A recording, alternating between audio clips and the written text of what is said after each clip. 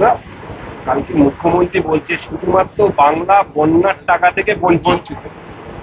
কোনো কেউ যোগাযোগও করে না, আর টাকাও পাঠায় না। বন্যার তো সব ত্রাণগুলো ওনারা চুরি করে নেন, ফলে সাধারণ মানুষ তো বঞ্চিত হবেই। ঠিকই বলেছেন উনি, যে ওনাদের চোরেদের দ্বারা চুরি হয়ে যাচ্ছে বলে সাধারণ মানুষ বঞ্চিত হচ্ছে।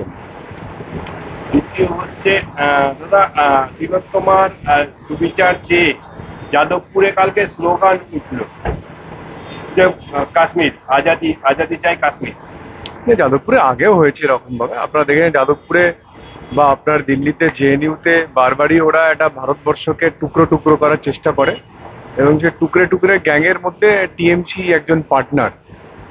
ওদের যে ইন্ডি জোট, সেই ইন্ডি জোটের কাজই হলো ভারতবর্ষকে টুকরো টুকরো করে ভেঙে দেওয়া। তো ফলে ওরা সেই লক্ষ্যে এগোচ্ছে, আর আমরা ভারতবর্ষকে জোড়ার চেষ্টা করছি।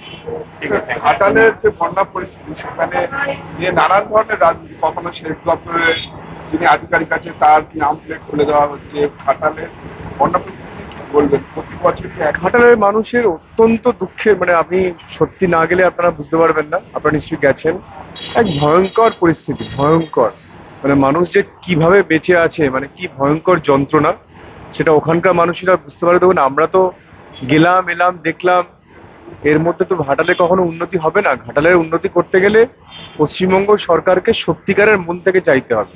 কেন্দ্রীয় সরকার অনেকবার ধরে বলেছে, প্রজেক্টকে অ্যাপ্রুভাল করে দিয়েছিল 2022-তে, ফিনান্সিয়াল ক্লিয়ারেন্স দিয়ে দিয়েছিল, কিন্তু এরা কোনো কাজ করেনি শুধুমাত্র রাজনীতি করার জন্য।